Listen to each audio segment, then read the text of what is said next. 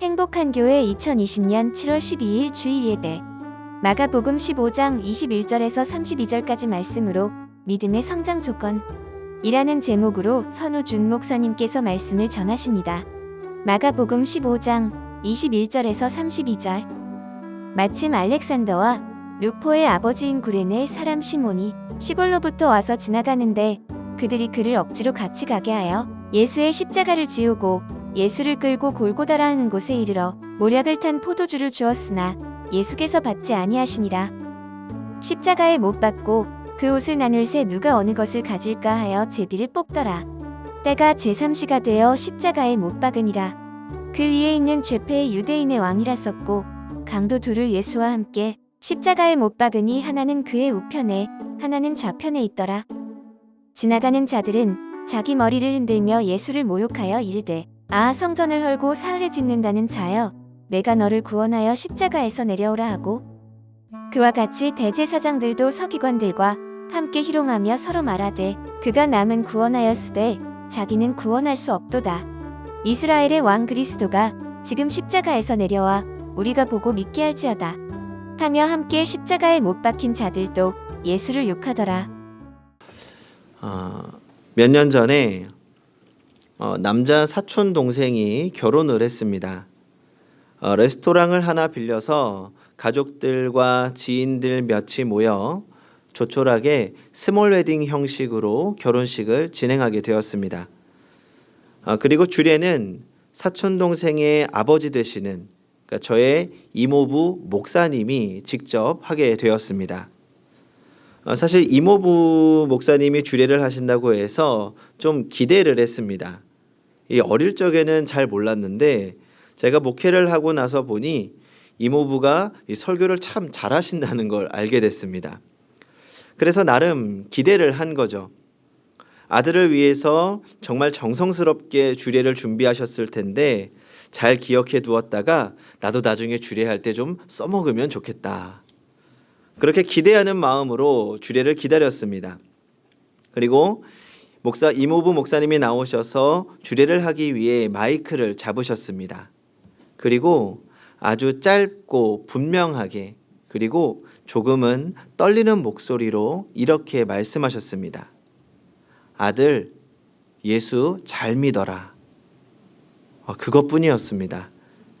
하고 싶은 말 많지만 자신이 아들에게 해줄 수 있는 말은 사는 날 동안 예수 잘 믿어야 한다. 그것뿐이었습니다. 저도 언젠가 우리 자녀들에게 마지막으로 딱 한마디 할 수 있는 기회가 있다면 그렇게 말하고 싶다는 생각 들었습니다. 윤희야, 연희야, 예수 잘 믿어라. 예수님 잘 믿어야 한다.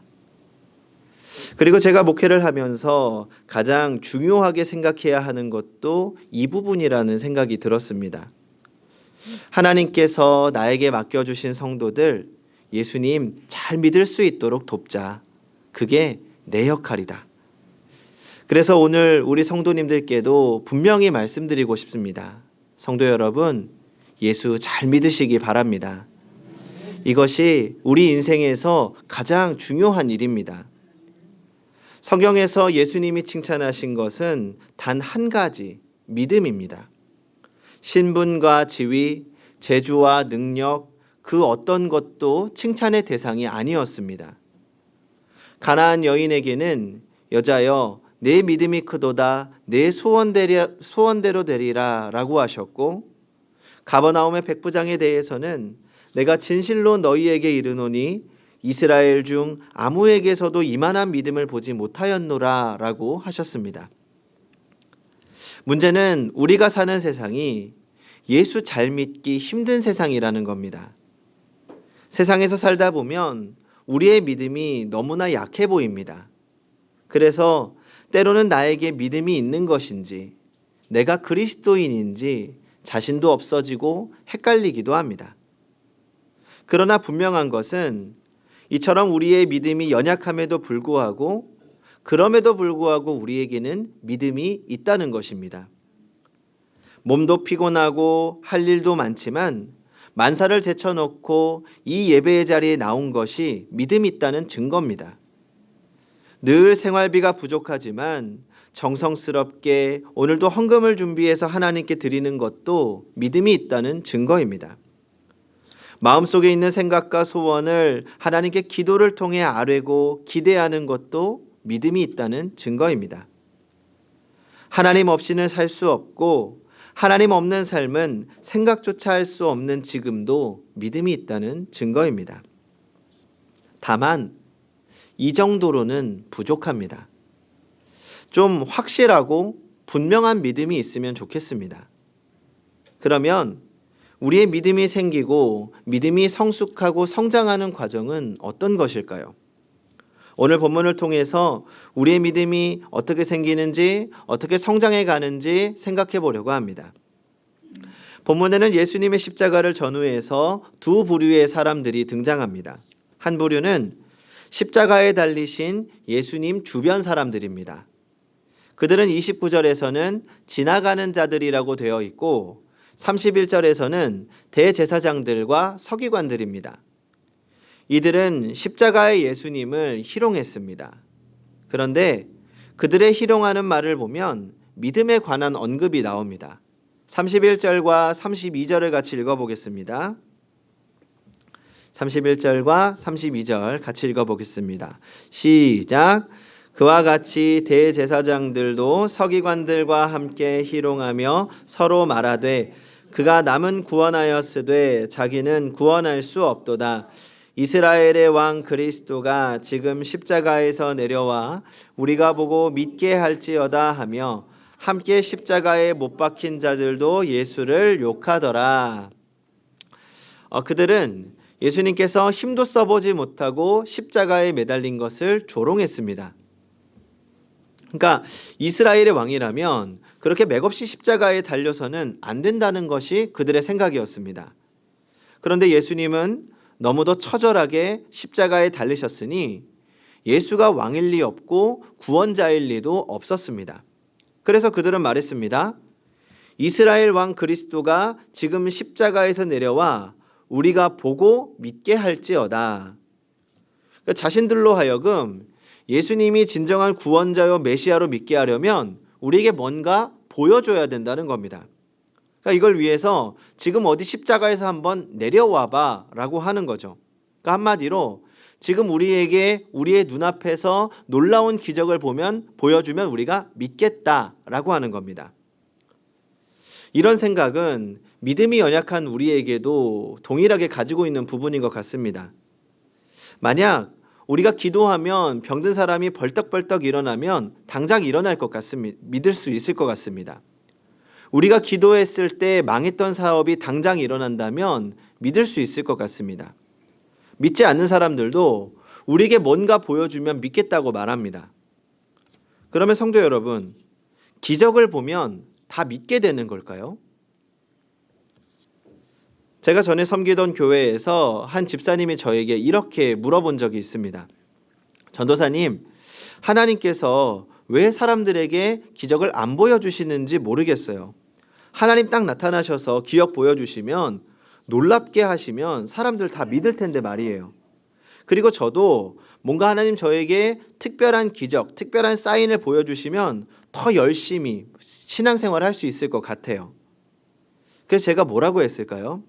집사님, 정말 기적을 보면 사람들이 믿을까요?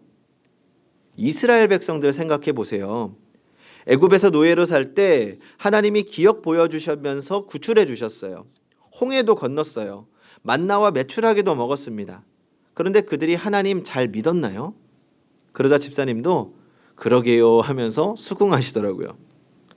이스라엘 백성들 기적 정말 많이 경험했습니다.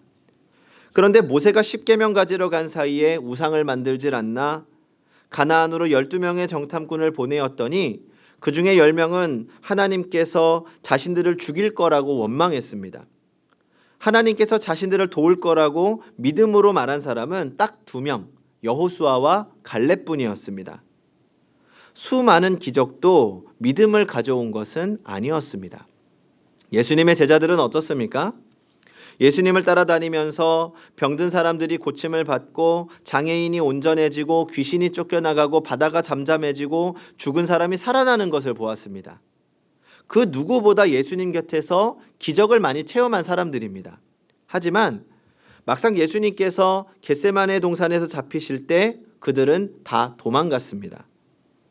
정말 예수님을 믿었다면 예수님께서 죽으신 후에도 죽은 자를 살리신 예수님이시니까 그분이 살아날 것도 믿어야 했습니다.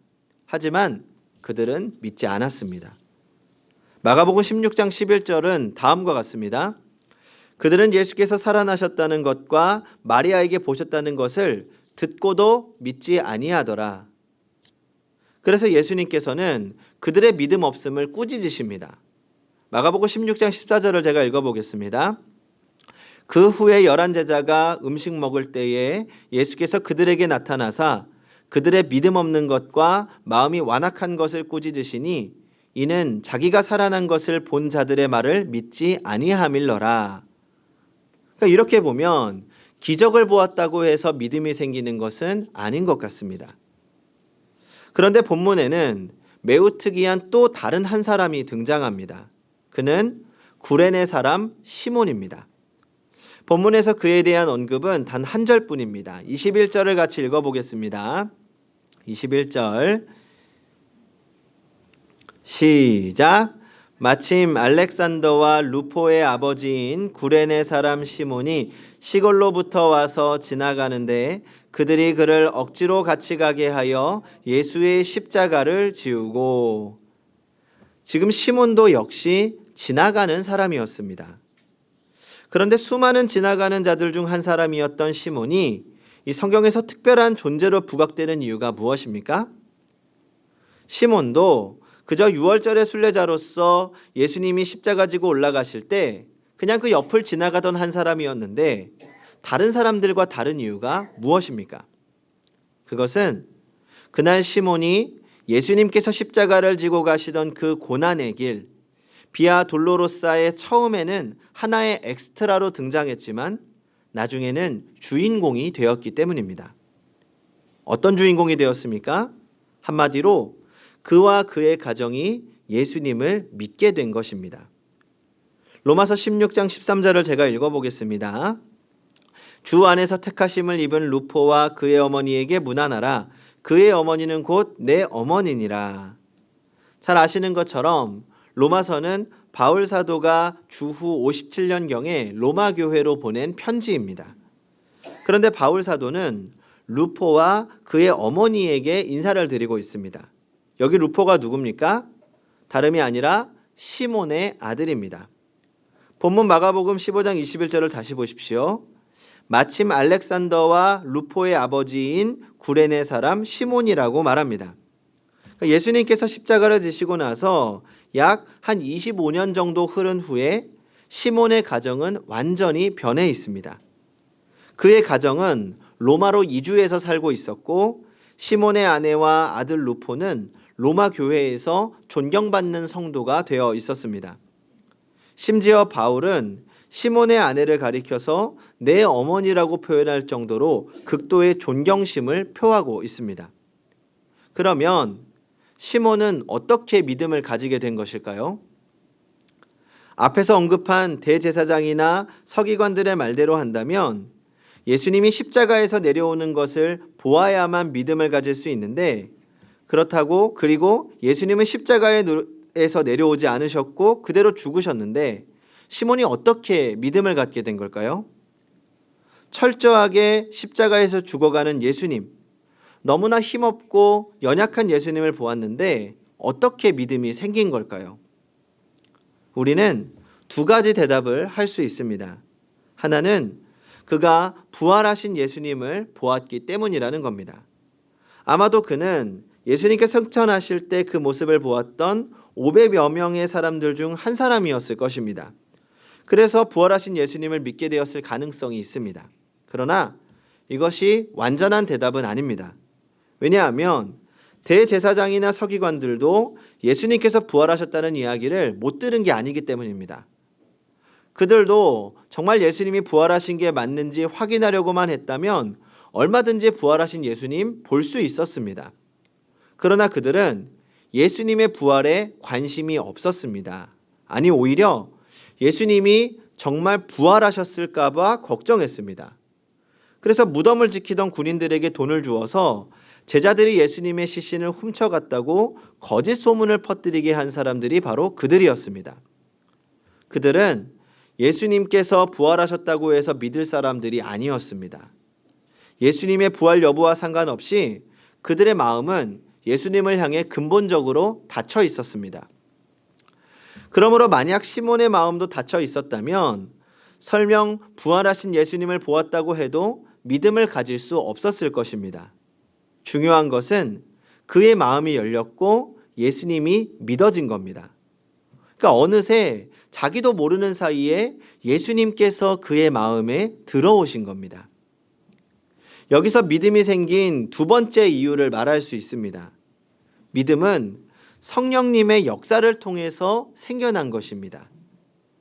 종교개혁자 칼빈은 성령께서 하시는 일을 설명하면서 예수님이 이루신 십자가의 죽음과 부활을 우리로 하여금 믿게 하는 일을 하신다고 설명합니다. 이것을 가리켜서 칼빈은 효과적 적용이라고 말합니다. 예를 들면 아무리 좋은 약이 있어도 환자가 그 약을 먹으려 하지 않으면 소용이 없는데 그 약을 먹고 빨리 낫고 싶다는 생각이 들어서 약을 먹으면 약효가 나는 것처럼 예수님의 십자가와 부활의 복음을 자신의 것으로 받아들이고자 하는 마음이 생기면 그가 믿어 구원을 받게 된다는 겁니다. 성령님은 우리의 마음을 만져 예수님께 열리게 하고 믿음을 갖게 하십니다. 결국 믿음은 성령님의 역사를 통해 이루어지는 신비로운 과정임을 깨닫게 됩니다. 성령님의 역사가 있으면 기적은커녕 고통을 받아도 믿음이 생깁니다. 사실 시몬이 예수님을 처음 만난 건 매우 이상합니다. 그는 유월절에 예루살렘에 오기 위해 오래전부터 준비했을 겁니다. 지금 구레네 사람 시몬이라고 할 때 이 구레네는 그 지금의 아프리카 리비아 동북부의 항구 도시로서 예루살렘까지는 수천 리에 이릅니다. 그러니까 평생 2번 가기도 힘든 길입니다. 그는 순례를 위해서 돈과 새 옷을 장만했을 것입니다. 벼르고 별러서 예루살렘에 도착해 보니 온 성이 예수라는 선생 때문에 소란스러웠습니다. 게다가 이게 웬 날벼락입니까? 마침 예수 선생이 십자가를 지고 비틀거리며 쓰러지며 가는데 로마 군인들이 시몬을 잡아 끌어서 예수 대신 십자가를 지고 골고다 언덕까지 가게 한 것입니다. 가장 성결해야 할 유월절 절기에 십자가를 지게 되다니, 또 예수의 피가 잔뜩 묻어있는 십자가를 지면 그의 새 옷에도 피가 묻게 됩니다. 얼마나 기분 나빴겠습니까? 그는 기적을 보기는커녕 고통을 받았습니다. 그런데 믿음이 생겨납니다. 기적을 보았기에 믿게 된 것 아닙니다. 오히려 정반대로 고통을 받았는데도 믿게 되었습니다. 성도 여러분, 이것이 믿음의 신비입니다. 앞에서 기적을 보면 다 믿게 되느냐라는 질문을 했습니다. 이제 거꾸로 질문할 차례입니다. 기적을 보지 못하면 믿지 못하는 것입니까? 지금 여기 예수님을 믿는 믿음으로 앉아 계신 성도님들 모두가 기적을 보았기 때문에 여기에 앉아 계신 것입니까? 그렇지 않습니다. 우리 대부분은 가슴이 뜨거워지거나 환상을 보거나 죽을 병에서 고침받은 것은 아닙니다. 그러나 지금 우리 안에 믿음이 있습니다. 우리 안에 예수님이 계십니다. 믿음은 기적 여부와 상관없습니다. 오히려 반대로 고통을 통과하는 동안 믿음이 생깁니다. 고난을 겪으면서 우리의 믿음은 성장합니다. 성령께서 역사하시면 십자가에 예수님만 바라보아도 믿음이 생겨납니다. 이 시대의 지성이라고 불리는 이어령 교수님도 그런 분 중 하나입니다. 이어령 교수님은 기독교 신앙을 아주 반대하던 분이었습니다. 그러다 처음에는 사랑하는 딸이 시력을 잃게 될까 염려해서 기도를 하기 시작했고 믿음을 갖게 되었습니다. 지성에서 영성으로 옮겨지게 된 것이지요. 그런데 불과 몇 년 후에 그 따님 이민아 목사님께서 세상을 떠나셨습니다. 기적을 보고 믿는 믿음이라면 딸이 죽은 후에는 믿음을 버려야 할 것 아닙니까? 그러나 그분은 딸의 죽음 후에 딸의 죽음으로 믿음이 더 강해졌다고 간증했습니다. 고통을 통해서 오히려 더 큰 믿음에 이르게 되었습니다. 성령께서는 기적을 통해서도 믿음을 주시지만 고난을 통해서도 믿음을 주십니다. 중요한 관건은 성령께서 우리 안에 역사하시는가 하는 것입니다. 그러므로 기적이 일어난다고 무조건 좋아할 일만은 아닙니다. 성도 여러분, 지금 기적이 일어나고 있지 않다고 해서 낙심하지 마십시오. 오히려 어려운 일이 생기더라도 낙심하지 마십시오. 시몬처럼 억지로 십자가를 지는 상황이 온다고 해도 낙심하지 마십시오. 성령께서 도우시면 억지로 십자가를 지는 그 고통을 통과하는 동안에 오히려 기적을 볼 때보다 더 분명한 믿음이 생겨나게 될 것입니다. 고통이 걸음이 되고 눈물이 비가 되어 오히려 믿음의 나무가 자라도록 성령께서 역사하시는 것입니다. 이제 우리가 할 일은 성령 하나님, 우리에게 믿음을 주시옵소서. 억지로 십자가를 지는 상황에서라도 늘 그리스도와 함께 살아가게 하시고 그 안에서 기뻐하게 하소서라고 기도하는 것입니다. 그러면서 계속 그분의 말씀을 들어보십시오.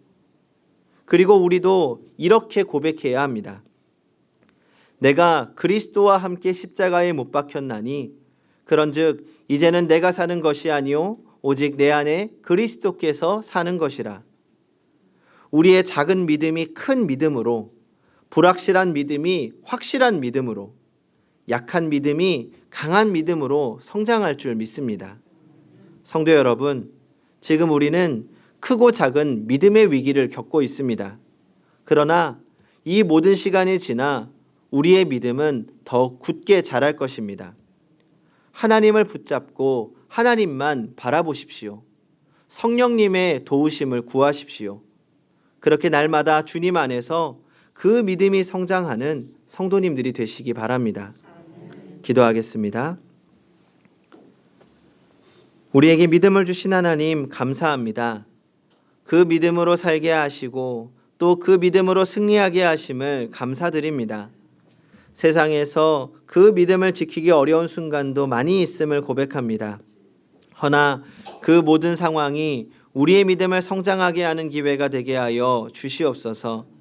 주님의 십자가를 질 수 있는 믿음을 주시고 주를 위해 헌신할 수 있는 믿음을 주시고 주로 인하여 기쁨을 누리는 믿음을 주시옵소서. 날마다 그 믿음이 자라 굳건한 믿음으로 오직 주 안에서 살게 하여 주시옵소서. 끝까지 우리를 붙드실 것을 믿으며 예수님의 이름으로 기도합니다. 아멘.